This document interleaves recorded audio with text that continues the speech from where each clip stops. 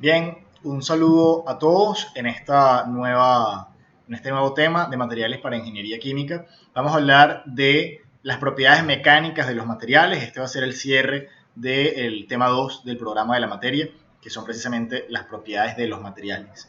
Y nos vamos a enfocar en los conceptos de ductilidad y fragilidad, esfuerzo y deformación, que es quizás lo que nos va a tomar más tiempo, y los ensayos mecánicos que se le realizan a los materiales. En ese sentido, vamos a comenzar a hablar entonces de lo que es el comportamiento mecánico de los materiales.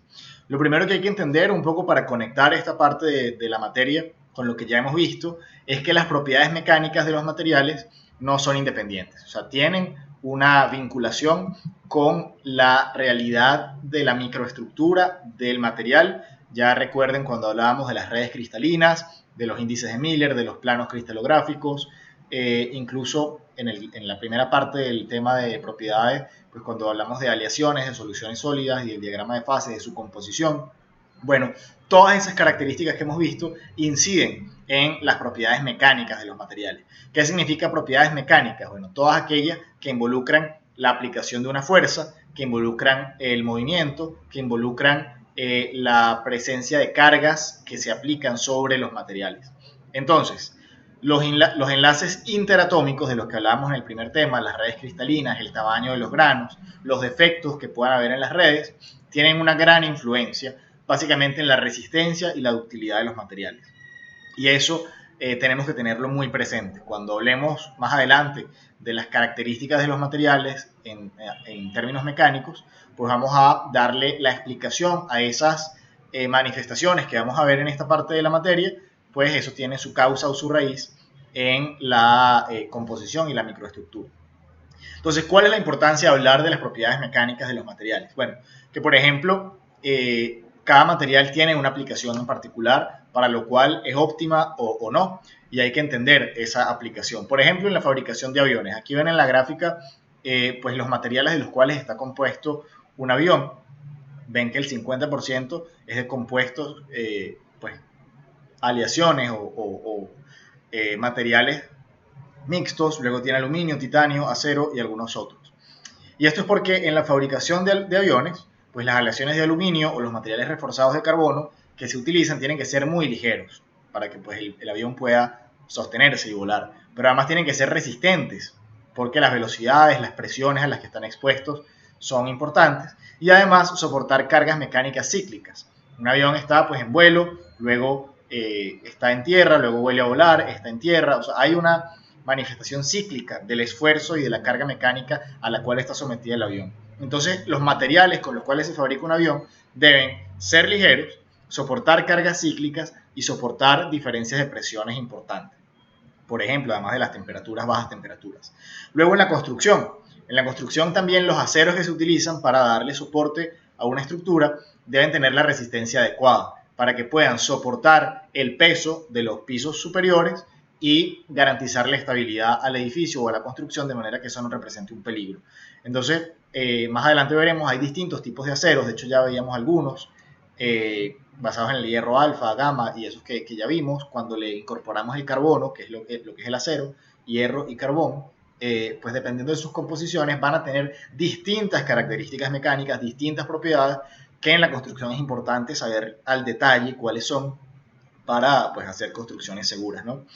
Y quizás una aplicación más adaptada a la ingeniería química, cuando hablamos de tuberías, por ejemplo, algunas de estas tuberías, por ejemplo en plantas de agua o plantas muy sencillas, suelen usarse plásticos o polímeros para la fabricación de estas tuberías, de las válvulas, de los pisos, de los soportes, etc. Bueno, alguno pudiera decir que una tubería es un implemento o un elemento estático, pero la realidad es que las tuberías no solo soportan altas presiones, sino que están expuestas al roce, a altas temperaturas o bajas presiones y también a vibraciones. Eso lo vamos a ver un poco más adelante. En parte de este tema lo vamos a dedicar a lo que son las vibraciones de las tuberías. Entonces, un ingeniero en su función profesional tiene que conocer cuáles son las condiciones que pueden afectar el comportamiento de los materiales para saber no solo sus características de seguridad, de costo y impacto ambiental, sino que también pueda involucrar en sus parámetros de diseño las características mecánicas y las propiedades mecánicas de los materiales que va a utilizar al momento de diseñar un reactor o algún equipo o una planta. Entonces, en este tema vamos a aprender muchas palabras, muchos conceptos, y vamos a comenzar con los dos que quizás son la médula de todo este tema. El primero es el esfuerzo. El esfuerzo lo vamos a entender como una fuerza que actúa sobre el área unitaria en la que se aplica. Y esto lo explica muy bien pues, las unidades de PSI. PSI son libra-fuerza sobre pulgada cuadrada. Entonces tenemos una unidad de fuerza aplicada sobre un área. En alguna medida también es una presión, por eso también tiene unidades de Pascal y PSI también es unidades de presión, pero vamos a entenderlo como la fuerza que actúa sobre un área unitaria. ¿Sí? En el caso de una viga, pues tienes el peso de todos los otros pisos de esa estructura que están actuando sobre el área unitaria de esa viga. En una tubería, pues va a ser una fracción de la circunferencia y en cada caso va a ser distinto, pero en todo caso hay una fuerza que se está ejerciendo sobre el área unitaria de nuestro material. Y otro concepto es el de deformación unitaria. Deformación, pues es un cambio en la forma, ¿no? Viene de la etimología. Pero entonces vamos a entenderlo como el cambio en la dimensión. ¿Sí? Yo puedo tener, por ejemplo, una liga. Voy a mostrarles este ejemplo. Aquí yo puedo tener este cable, que es de estos, digamos, enroscados. Él mide aquí una cantidad específica de centímetros y si yo lo deformo, él cambia su dimensión. ¿Sí? Ahora, esta dimensión, yo puedo decir, bueno, pasó de medir 2 centímetros a 10 centímetros. Pero debemos entonces dividirlo, ya lo vamos a ver más adelante, o referenciarlo con una longitud de referencia. Para poder decir, mira, este material se deforma más o menos de acuerdo a una referencia, que tengamos un punto de referencia. La deformación unitaria no tiene unidades, porque sea centímetros, centímetros o pulgada, pulgada, digamos, es indistinto. Y el esfuerzo siempre tiene unidades de presión. En este caso, las más usadas, pascales o PSI. Entonces, podemos entenderlo muy sencillo como que el esfuerzo es la causa y la deformación es la consecuencia. Cuando yo aplico un esfuerzo sobre un material, obviamente un esfuerzo suficiente, voy a lograr una deformación en ese material. Y hay dos tipos de esfuerzos y deformaciones. El primero es el que nos vamos a enfocar en esta materia, es el de tensión. ¿Sí? El esfuerzo de tensión se representa con la letra griega sigma y la deformación de tensión se representa con la letra griega epsilon. Al mismo tiempo yo puedo tener un esfuerzo que no es de tensión, sino de corte, ¿sí? que busca pues, separar las partes, que es un esfuerzo cortante, no es en el eje transversal del material. Entonces, cuando hablamos de un esfuerzo cortante, lo vamos a denotar con la letra griega tau, y una deformación producto de un esfuerzo cortante lo vamos a denotar con una letra griega gamma. ¿Sí? Entonces, aquí un poco nos vamos a enfocar en sigma, esfuerzo, epsilon, deformación, y tau y gamma lo tenemos pues de referencia o de cultura general. Entonces, ¿qué tipos de esfuerzos hay? Hay fundamentalmente 4 tipos de esfuerzos. El primero es un esfuerzo de tensión. Yo voy a volver aquí otra vez a este cable que por casualidad lo tenía al lado y me sirve para explicarlo. Yo tengo aquí el material en reposo. Si yo aplico un esfuerzo de tensión es simplemente aplicar fuerza hacia afuera, ¿no? Alargando el material. Este obviamente se deforma muy fácilmente. Puedo tener un esfuerzo de compresión, donde entonces las fuerzas van hacia el centro del material. Pero también puedo tener un esfuerzo de flexión, por ejemplo. Ahí lo ven. El de las vigas o el de las losas de los edificios es muy claro. Puedo tener aquí mi columna y tiene una viga y sobre esta viga, en este punto, ejerce una fuerza el peso del edificio o el peso del balcón, por ejemplo, o el peso de una polea. Entonces esto es un esfuerzo de flexión, el cual tengo mi material fijado en un punto y la fuerza o el esfuerzo se aplica en el otro extremo. Y también puedo tener esfuerzos cortantes. Esfuerzos cortantes es quizás un poco más complicado para demostrárselos aquí en video, pero es básicamente donde yo tengo, así como este lo tenía fijado de un punto, mi esfuerzo cortante lo tengo fijado en la base. ¿Sí? O sea, yo tengo la base de mi material, está fija, y sobre él se aplica, lo pudieran ver casi que como como una fuerza de fricción, un factor de fricción, tenemos una fuerza que lo está empujando de manera paralela a su superficie. Entonces él tiene una superficie que está fija y la otra que está recibiendo un esfuerzo que busca deformarlo con algún ángulo. Estos son los 4 tipos de esfuerzos fundamentales que vamos a ver en la materia. Y también hay deformaciones.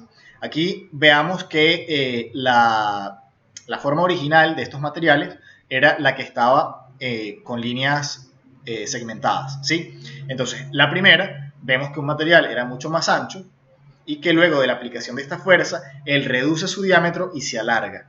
O sea, estamos viendo una deformación positiva en el eje Y, en este caso, en el eje vertical, producto de una fuerza de tensión que se está aplicando. Yo estoy aplicando una fuerza de tensión, aquí de nuevo volvamos al cable, yo estoy aplicando una fuerza de tensión y mi deformación aumenta la longitud y reduce el diámetro de en este caso, un cilindro, ¿no?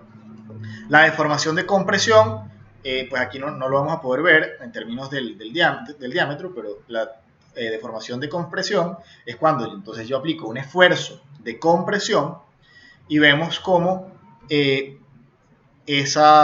cuerpo o ese material se ensancha, aumenta su diámetro, ¿sí? Y reduce también su longitud. Entonces eso es una deformación de compresión. Luego tenemos la deformación cortante, abajo a mano izquierda, donde si se fijan ahí la fuerza está aplicada, o sea, tenemos un cubo o un paralelepípedo con sus ángulos rectos, recuerden la línea segmentada. Vemos la fuerza ya aplicada sobre la superficie superior que va hacia la derecha.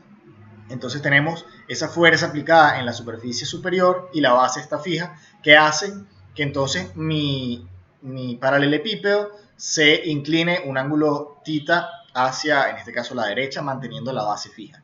Eso es una deformación cortante. Y tenemos otra que es la deformación por torsión, donde yo tengo un cilindro y la fuerza se le aplica, para que gire en algún sentido, ¿no? Entonces, en este punto tengo 2 fuerzas tangenciales, una hacia la cámara en este caso y otra hacia mí, y eso genera que mi cuerpo, teniendo la base fija, aquí en este diagrama cuando tenemos esa área sombreada, esto está fijo, no se mueve, teniendo esa área fija, vamos a tener un giro de nuestro material, y eso es la deformación por torsión, ¿sí?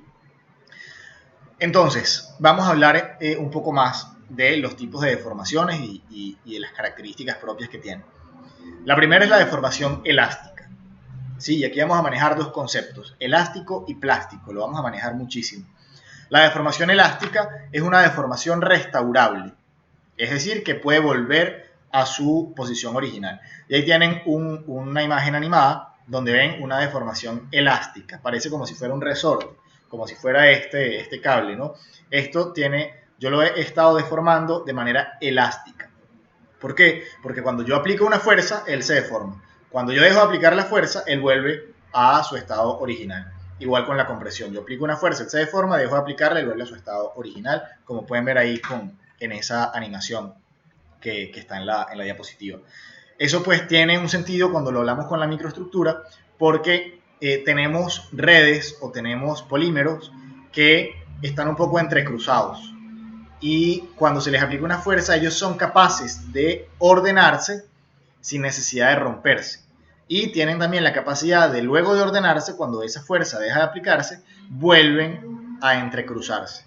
Esa característica de la microestructura nos da materiales susceptibles de deformarse elásticamente.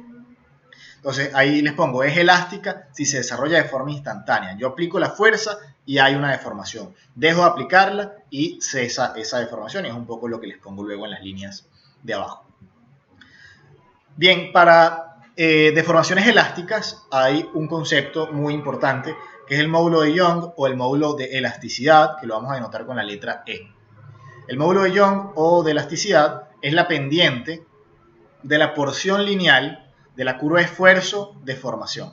Vamos a ver bastantes curvas de esfuerzo-deformación más adelante. Ahorita créanme que esas curvas tienen una parte lineal y una parte que no es lineal. Entonces, para un material completamente elástico, su curva de esfuerzo-deformación va a ser una recta. Y la pendiente de esa recta es el módulo de Young, ¿sí?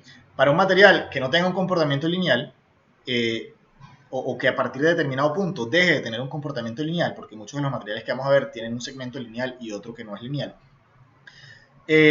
no podemos hablar del módulo de Young, sino de la pendiente de la recta tangente a esa curva.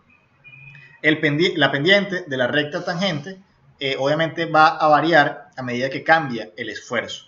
Y ese valor de esa pendiente va a sustituir a nuestro módulo de Young cuando tenemos materiales no lineales.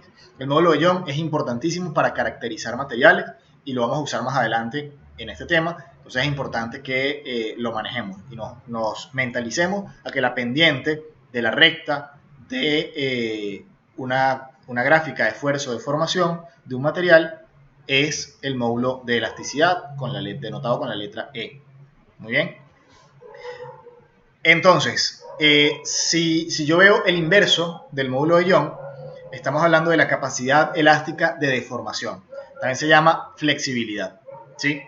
Este concepto es mucho más teórico, pero es importante que lo tengamos claro. Así como la pendiente de la recta tangente es el módulo de elasticidad, la inversa es la capacidad elástica de deformación o flexibilidad. Y otro también es el módulo de elasticidad cortante, que se va a denotar con la letra G, y es la pendiente de la parte lineal de la curva esfuerzo cortante contra deformación cortante. Recordemos, esfuerzo y deformación de tensión son sigma y epsilon. Esfuerzo cortante y deformación cortante son tau y gamma. Entonces, el módulo de elasticidad cortante tiene la misma definición que el módulo de elasticidad o el módulo de Young, simplemente que uno es el esfuerzo de tensión y la deformación de tensión y el otro es esfuerzo cortante y deformación cortante. Entonces hay otro tipo de deformación que exhiben los materiales aparte de la elástica. Y aquí hay dos conceptos que se pueden prestar a confusión, pero que tenemos que fijarlos muy bien. Deformaciones elásticas y deformaciones plásticas. Yo ahí se los pongo con esta imagen de la lata de refresco pues aplastada. Ella ahí sufrió una deformación plástica. ¿Qué significa una deformación plástica? Que es permanente. Que una vez que ese material ha cambiado su forma, aun cuando yo retire o deje de ejercer la fuerza sobre él no va a regresar a su forma original. Tuvo una deformación permanente y por ende es una deformación plástica. Si yo tuviese esa lata de refresco sin que yo le aplique una fuerza adicional, porque bueno, alguien pudiera decir, bueno, pero yo la agarro y la estiro y le doy algunos golpes y puedo devolverla a su forma original.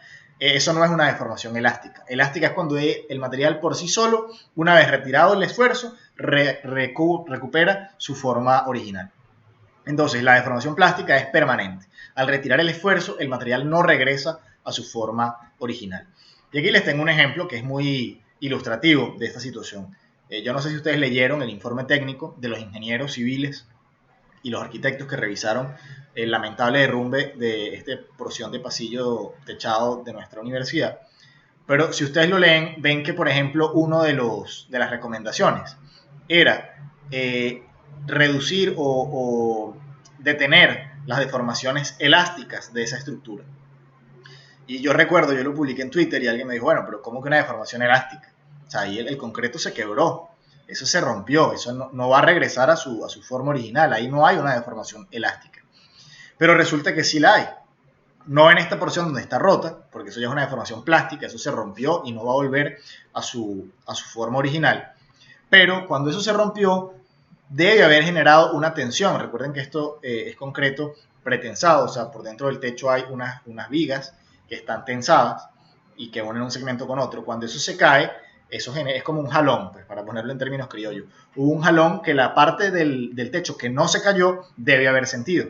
Y al tener un jalón, que es un esfuerzo de tensión, pues tiene que haber habido una deformación elástica, donde mientras estuvo la fuerza de este techo caído, ese material estaba deformado. En el momento en que ya cese ese esfuerzo, ese material regresa a su posición original. Estamos hablando de deformaciones microscópicas, milimétricas, sobre todo el concreto. Los metales se deforman un poco más. Pero aquí creo que esto es un ejemplo muy claro, y al leer ese informe técnico, que si tienen oportunidad, incluso yo puedo ver si se los cargo en el aula virtual, pues obviamente tiene muchos conceptos de ingeniería civil que nosotros no somos expertos en ellos, pero este concepto de deformación elástica y deformación plástica está muy claro.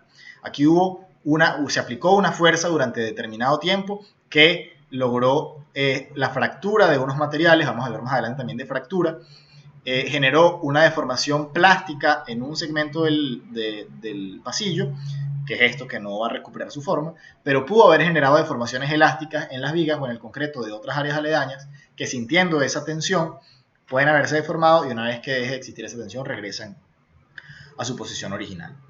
Entonces aquí vamos a ver distintos tipos de deformaciones, ¿sí? Voy a pasar por encima de esto, la idea es para que tengan más nociones, no es obligatorio que se lo sepan de memoria ni que se los estudien ni mucho menos. Entonces la letra A, la que vemos al primero, es un ejemplo. Entonces tenemos en el tiempo, la primera recta es cuando se aplica el esfuerzo, ese esfuerzo se mantiene aplicado en el tiempo y llega un punto donde ese esfuerzo se retira. ¿Sí? Entonces ahí dice, el espécimen es cargado a un esfuerzo dado y se descarga de manera subsecuente. Bien, luego tenemos el segundo cuadrito, es un sólido elástico ideal. ¿Qué ocurre con el sólido elástico ideal? Bueno, se aplica la fuerza, ocurre una deformación, cuando se retira la fuerza, esa deformación se elimina o desaparece. Entonces el sólido elástico ideal solo tiene deformación elástica, es decir, es capaz de regresar a su estado original. Esto es un sólido elástico ideal. Yo le aplico una fuerza, él se deforma, dejo de aplicar la fuerza y él regresa a su estado original. ¿Qué tipos de materiales son sólidos elásticos ideales? Los metales por debajo de la resistencia a la fluencia, ya vamos a ver qué es eso. Los materiales termoplásticos, por ejemplo o termoestables, las cerámicas y los vidrios. Ustedes dirán, bueno, las cerámicas y los vidrios se deforman muy poco, precisamente. O sea, ellos una vez que superan el umbral, que es lo que se llama esa resistencia a la fluencia, ellos se rompen, ya lo vamos a ver más adelante, pero tienen unas micras en las cuales ocurre una deformación. El siguiente tenemos deformación elástica y plástica. Vemos, cuando se aplica la fuerza yo tengo una deformación. En el tiempo que dura esa fuerza aplicada se mantiene. Cuando yo retiro la fuerza, la deformación se reduce un poquito, pero se mantiene. O sea, él se deformó una cantidad X, de la cual una porción de ella fue elástica, que se revirtió, y otra es plástica, quedó de manera permanente. Materiales, por ejemplo, de estos son los materiales dúctiles por arriba de la resistencia a la fluencia. Este concepto de resistencia a la fluencia, tenganlo anotado por ahí, lo vamos a ver más adelante. Luego tenemos este otro, que es que yo aplico una fuerza y el material no se deforma de un solo momento, sino que a lo largo del tiempo se va deformando con esa fuerza. Por eso tenemos esa curva así. Y una vez que yo retiro el esfuerzo, entonces él regresa a su forma original, pero es paulatino, no es de inmediato. Esto es un material viscoelástico, donde alguna deformación elástica instantánea es seguida por la deformación elástica, la cual aumenta con el tiempo bajo el esfuerzo y se recupera lentamente. ¿Sí? Por ejemplo, los termoplásticos alrededor de la temperatura de transición vítrea. Luego tenemos otro que dice que es parecido al caucho. Tenemos mucha deformación cuando se aplica, luego mientras mucha deformación cuando se aplica el esfuerzo, mientras el esfuerzo esté aplicado se sigue deformando y una vez que yo retiro el esfuerzo es instantáneo que regrese a su forma original, pero no del todo. Va a mantener una pequeña deformación. Entonces es parecido al caucho, tiene una deformación elástica extensiva, más alguna deformación no recuperable, que es esta parte plástica. Por ejemplo, los elastómeros y algunos termoplásticos. Entonces, bueno, aquí tenemos un poco más, y aquí nos habla de un flujo viscoso, donde pues va teniendo distintas manifestaciones, pero un poco ya con estas que les expliqué, ustedes pueden entender estas. Y luego tenemos la respuesta al esfuerzo, y aquí nos cambia el eje, fíjense que el eje vertical hasta ahora había sido deformación, este que vamos a ver ahora es esfuerzo. Pues entonces la deformación es constante y el esfuerzo disminuye con el tiempo en contraposición con el primero. Sí, el primero, el que está arriba todavía, que dice A, ciclo del esfuerzo, es completamente elástico. O sea, aplico el esfuerzo, ocurre la deformación, le quito el esfuerzo, desaparece. En este caso el esfuerzo puede variar a lo largo del tiempo. Y con esto terminamos esta parte 1 de la clase de propiedades mecánicas que vamos a estar viendo en esta materia. Muchas gracias por ver el video y estén pendientes con la siguiente clase.